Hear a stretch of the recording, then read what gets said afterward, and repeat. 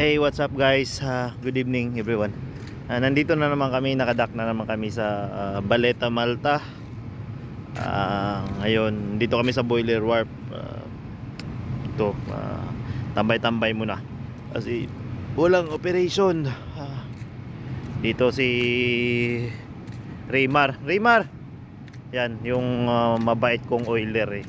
Pinaka the best. Magaling din to mag-welding pwede niya weldingin yung plastic.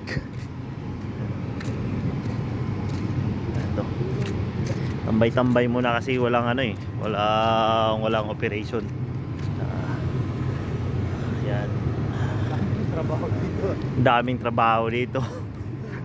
Ako lang yung walang trabaho kasi nagtatago ako.